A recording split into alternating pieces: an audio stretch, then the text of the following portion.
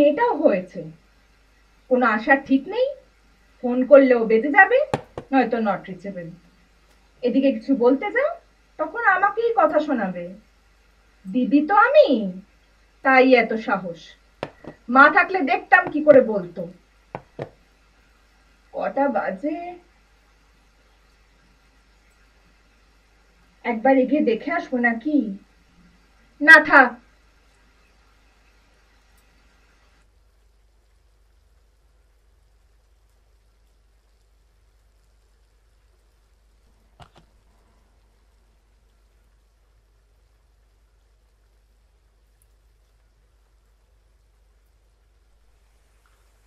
গড়িয়ার এই কলেজ ছাত্রী ধর্ষণের ঘটনা আরও একবার শহরের নিরাপত্তা ব্যবস্থাকে প্রশ্নের সামনে দাঁড় করালো।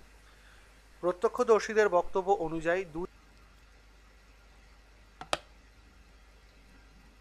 কি যে হচ্ছে আজকাল এই শহরে!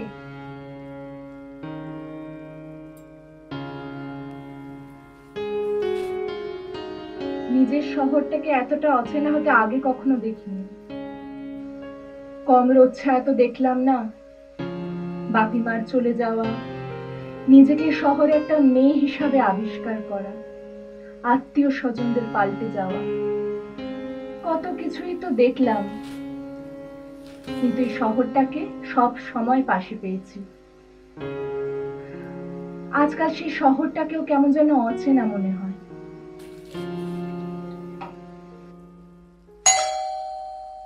ওই তো এসে গেছে বোধহয়। আরে আসছি রে বাবা, আসছি। কোনো খবর দেবে না, তার উপর আবার এত তাড়া। ও তুই, তোদের আর তর্স হয় না বল। আয় আয়। অদ্রিতাদি টিভি দেখছো না? কেন রে, তোর অনুষ্ঠান আছে বুঝি? কই কাকিমা তো কিছু বললো না, তনুও তো কিছু বলেনি আরে না আমায়। অদ্রিতাদি, নিউজ চ্যানেলে গড়িয়া রেপ কেসের ঘটনাটা। হ্যাঁ, কেন বলতো? খুব ডিস্টার্বিং সত্যি। কিন্তু এ তো আজকাল হামেশাই হচ্ছে, আমাদের শহরে না এটা। অদ্রিতাদি, তানিয়া।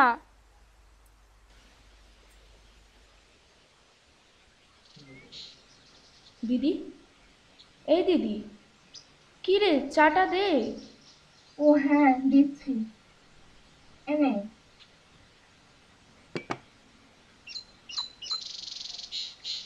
ওই দিদি শোন না, তোর কি অনেক কাজ? হ্যাঁ, কাজ তো আছেই। অফিস যাওয়ার আগে রান্না করে যেতে হবে। বসবি রে এখানে একটু? দাঁড়া। বল। ওই তিনজনের সাথে কি করে পারবো বলতো? রাস্তাটা না অ্যাভয়েড করতে পারতাম, ফাঁকা ছিল, বাট আমার খুব তাড়াও ছিল। বিশ্বাস কর, অতজন না থাকলে। আরে বাবা, তোকে এতদিন ধরে আমি কি বোঝালাম বল। কিন্তু কুনাল মামা। কি হয়েছে? ফোন করেছিল তোকে আবার? কই বলিসনি তো একবারও। আরে একজন তো নয়, সবাই বলছে, উপদেশ দিচ্ছে, আবার দয়াও। আচ্ছা, এতক্ষণে বুঝলাম আমার তনু সকাল থেকে এতটা অস্থির কেন। মামা জানিস বলছিল, বাবা মার অ্যাক্সিডেন্টের পর আমাদের ওখানে থাকাটাই ভালো ছিল। তখন যদি তুই আমায় জোর করে এখানে না নিয়ে আসতিস, এই ঘটনাগুলো হয়তো আর ঘটতো না। বলেছে কথা? তুই জানিস না কেন আমি তোকে নিয়ে চলে এসেছিলাম? মামিমার তখন 5 মাস চলছে, দিদা অসুস্থ, তোর স্কুল, টিউশন থেকে ফিরতে সেই রাত 10টা। আমি অফিস থেকে ফিরে এসে টায়ার্ড হয়ে যেতাম। মামা তোকে নিয়ে আসতো গিয়ে। সেদিন রাতে যে অসহ্য ব্যথার জন্য তুই ঘুমোতে পারিসনি, তার কারণটা তুই সেদিন বলতে পারিসনি বটে, কিন্তু আমি ঠিকই বুঝেছিলাম। কেন জানিস তো? তুই বোন বলে নয়, আসলে ব্যথাটা আমার খুব চেনা ছিল বলে। মামার আমাকে কলেজ থেকে টিউশন থেকে নিয়ে আসাগুলো চেনা ছিল বলে।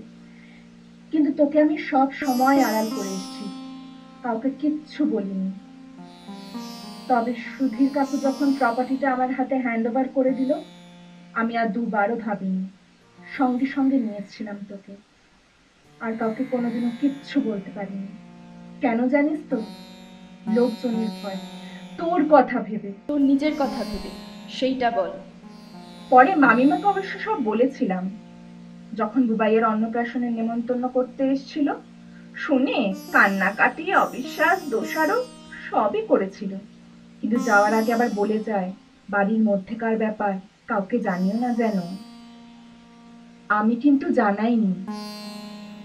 জানিস তো, এইটাই তুই, মেরুদণ্ডহীন। আমি সেদিন যদি তোর মতো বড় হতাম, প্রথম রাত্রেই প্রতিবাদটা করতাম। আমিও কিন্তু জন্মেই বড় হইনি তনু।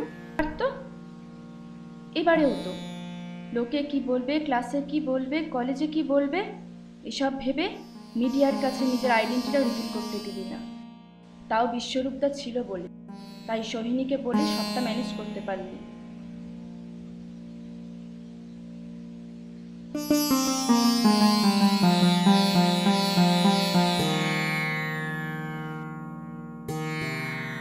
তোর যদি একটু মেরুদণ্ড থাকতো না, আজকে যে পালিয়ে বেড়াচ্ছে তাকে ধরা যেত হয়তো।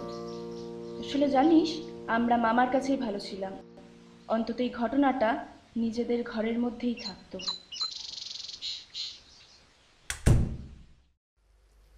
কি যা তা বলছিস তুই সোহিনী? তুই কি করে জানলি?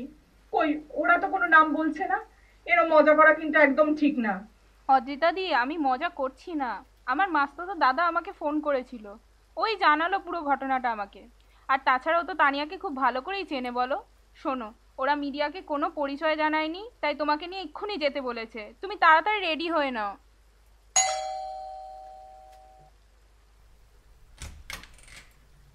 বনিদা তুমি?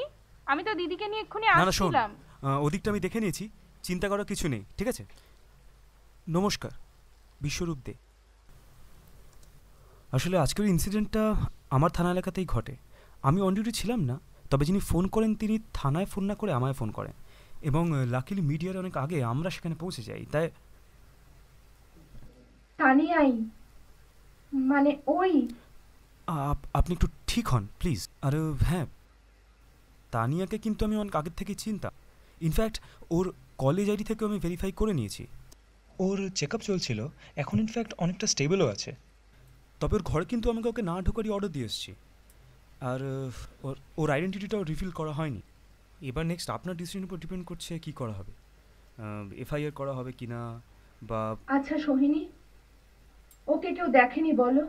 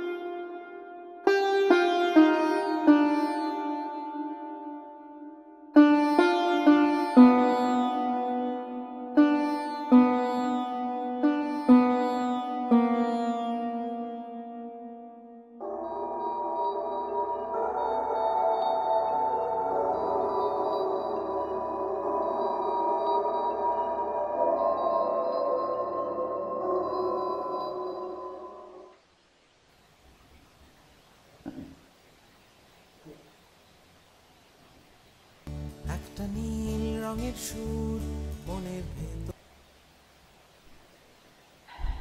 হ্যালো। হ্যালো তানিয়া, আমি মিহিকা বলছি। মিহিকা? আরে কলেজের। আচ্ছা শোন, তোর বাড়ি একবার যাব, আছিস তো বাড়িতে? তোকে তো কলেজে দেখাই যায় না। আসলে একটা দরকারি কথা ছিল। এই ফ্রাইডে ওই প্রোটেস্টটা। আছি বাড়িতে, আয়।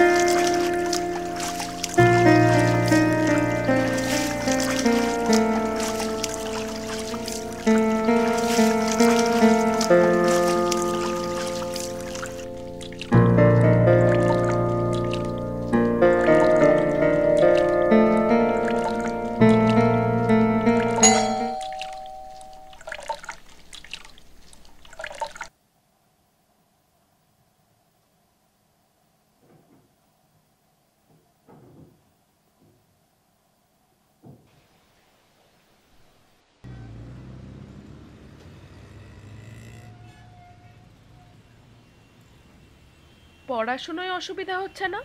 মানে 4 মাস সময়টা কিন্তু কম না। না, আসলে নোটগুলো পেয়ে যাচ্ছি। ওই শ্রীতমা, অভি সবাই হেল্প করছে। নিচে দেখলাম তোর দিদি নেই বাড়িতে।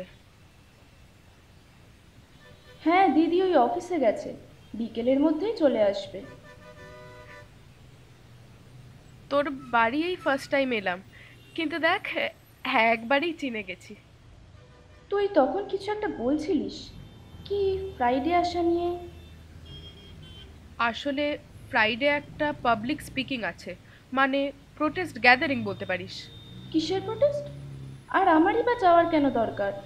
আর এই প্রতিবাদ সভাটা তো তোর ইস্যুটা নিয়েই। তোর ইনসিডেন্টটার পরপরই আমরা কলেজে একটা ক্যান্ডেল লাইট ভিজিল করি, সেখানে তোকে আনতেও চেয়েছিলাম, কিন্তু দিদি। আরে দিদির কথা ছাড়, ও বরাবরই এরম ভীতু। এবারটা তোকে খুব দরকার। আমিও না এইবারে যেতে চাই। যে কষ্টটা নিয়ে আমি।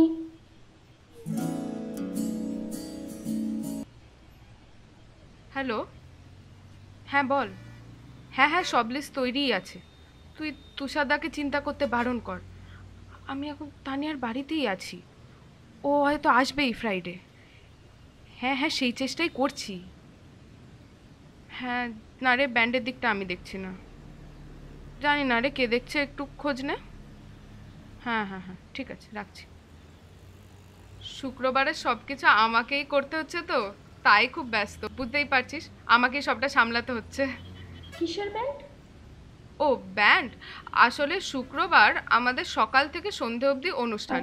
প্রতিবাদী একটা মঞ্চ হবে, সারাদিন ছোট ছোট গানের দলও থাকবে, কিন্তু শেষটায় একটা বড় বাংলা ব্যান্ডের অনুষ্ঠান থাকছে। বুঝতেই পারছিস, লোকজন না গ্যাদার করতে পারলে এসব প্রোটেস্ট গ্যাদারিংয়ের কোনো মানেই হয় না, তাই না? আরে না না, এসবের কোনো দরকারই ছিল না। আমি তোকে সবটা বুঝিয়ে বলছি, একটু নিচে চল। আচ্ছা চল।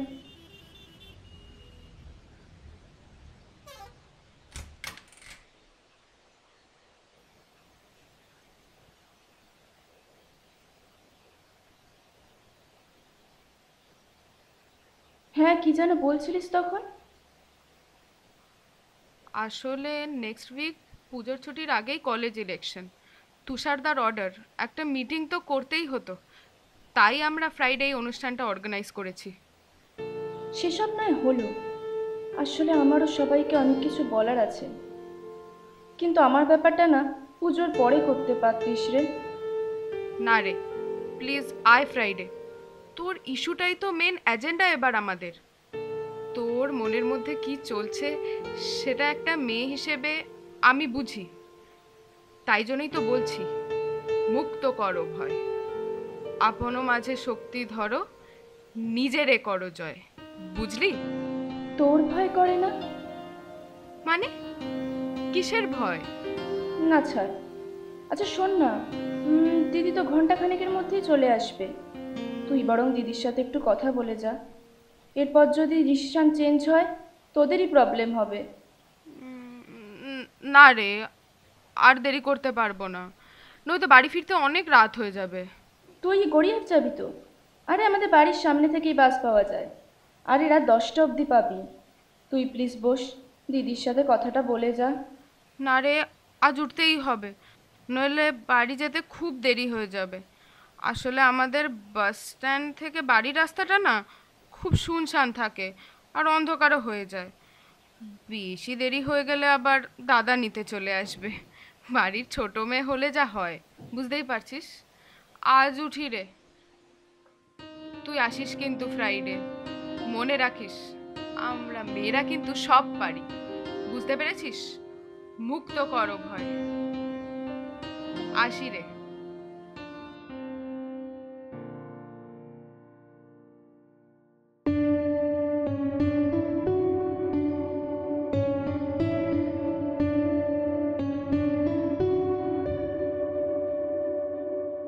একটা বিকেল শান্ত ছিল, এক কাপ চায় বোকা বাক্সে শহুরে স্তব্ধতা চিরে তোর আর তো কণ্ঠে ভয় কি ভীষণ হিংস্র চোখ সে লাল, এ কেমন ছদ্মবেশে সহ হাতরে পকেট ধর্ষিতাই তুমি খবর, তবু মনের ভেতর ঝরে একটা স্বপ্ন এসে বলে তুমি ফিরবে জানি আমার কলকাতা, তবু মনের ভেতর ঝরে একটা স্বপ্ন এসে বলে তুমি ফিরবে জানি আমার কলকাতা।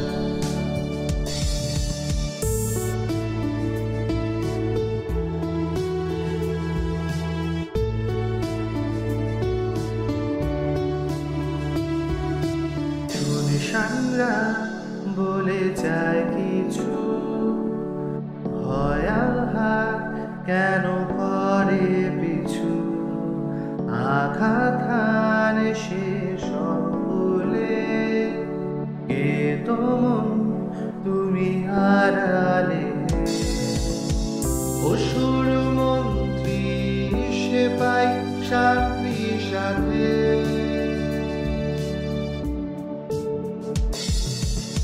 মারণ অস্ত্র বেঁধেল কাকি তাতে,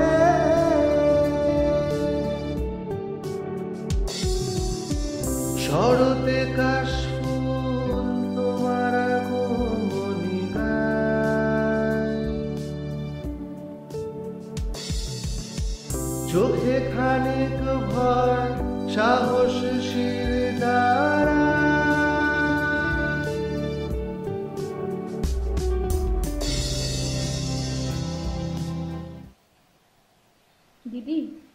আমেরিকা এসেছিল, ফ্রাইডেতে যেতে বলছিল। হ্যাঁ জানি, আমাকেও ফোন করেছিল। তা তুই কি বললি শুনি? কিছু বলিনি, তুই বল না রে, যাবো? আমি তো বলে দিয়েছি তোর ডিসিশনই ফাইনাল। আরে আমিও তো যাব ভাবছিলাম, বাট বাট কি হয়েছে? ভয় করছে তোর? না রে, কিন্তু খুব অদ্ভুত লাগছে। ওরা কি সত্যি আমার কথা ভাবছে রে, নাকি ওদের ইলেকশন? ছাড় না, তুই না এসবের মধ্যে আর নাই বা গেলি। তোর কাউকে কিছু বলার নেই? তুই তো এ ব্যাপারে কথা বলতে বারণ করেছিলি। না তুমি, তখন বারণ করেছিলাম কারণ তখন তুই নিজেই জানতিস না কাকে কি বলবি। আজ তুই জানিস, তাই সেদিন বারণ করেছিলাম। আজ তোর ওপর খুব চেঁচিয়েছি না রে আমি? সে তো ছোটবেলা থেকেই চেঁচাস। আচ্ছা শোন, কালকে আমি একজন নিউজ রিপোর্টারকে আসতে বলেছি। তোর সাথে অনেকদিন ধরে কথা বলবে বলছিল। তুই সবটাই বলতে পারিস তাকে, যদি চাস। মানে তুই ডেকেছিস? কিন্তু কেন? কেন? তোর কাউকে কিছু বলার নেই? থ্যাংক ইউ রে দিদি, থ্যাংক ইউ। অনেক কিছু বলার আছে আমার, কিন্তু আমি একা পারবো তো রে? আরে কাল মহালয়া ভুলে গেছিস? আমার ছুটি তো, তোর কোনো অসুবিধা হবে না। আর আমি না থাকলে চলবে? কাল মহালয়া, তাই না রে দিদি? পিতৃপক্ষের শেষ আর দেবীপক্ষের শুরু। মা আসছে, তাই না রে দিদি? আশ্বিরের শারদ প্রাতে বেজে উঠেছে আলোকমঞ্জিত, ধরণীর বহিরাকাশে অন্তরিত মেঘমালা, প্রকৃতির অন্তরাকাশে জাগরিত জ্যোতির্ময়ী জগন্মাতার আগমন বার্তা, আনন্দময়ী মহামায়ার পদধ্বনি অসীম ছন্দে বেজে উঠে রূপলোক ও রসলোকে আনে নবভাব মাধুরীর সঞ্জীবন। তাই আনন্দিতা